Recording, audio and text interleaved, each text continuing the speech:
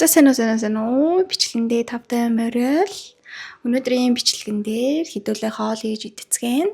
Тэгээ өнөөдрийн хийх хоол болохоор каритэй наан. За тэгээд шууд хоол хийж эхлэе. Тэгэхгүй бол цаг яваад байна. Гурлан амраах сточраас эхлээд бүгдээрээ наана бэлтгэцгээе.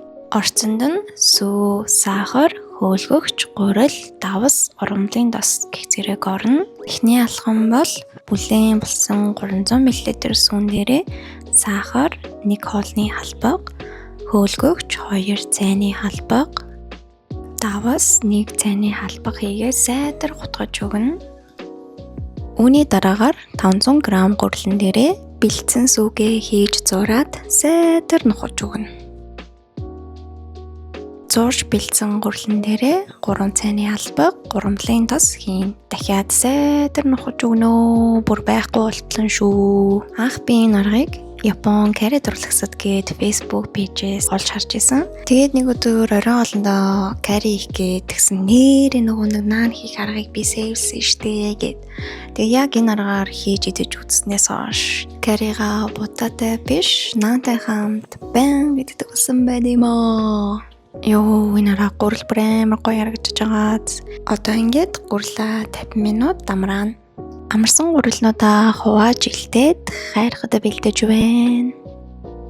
Дүүлэн гал дээр хоёр талаар нь харина. Наан маань дангаараа итгэж ч гэсэн айгүй гоё амттай болдог. Бас би нэг удаа халуун бин дээрээ шоколадны крем түрхээд итгэдлээ. Аманд бол хайлал урсаал бүр үнэн тасархай амттай болдсон шүү. Тийм болохоор та нар заавал хийж идэж үзээрэй. Та бүхэн өөртөө хүссэн ногоо махаараа хийж идэж болно. Миний хувьд бол луван, сонгон, төмөс, дахианы махаар байнга хийж иддэг байгаа. За ингээд ногоо махаа хуурсны араас нь усыгээд зөөлөн гал дээр буцалгана. Мах ногоогоо басны дараа галаа амтрахад шүлэнд нь кари амтлагчнаас 2 нүдийг хийгээд ууслан хутгаж өгнө.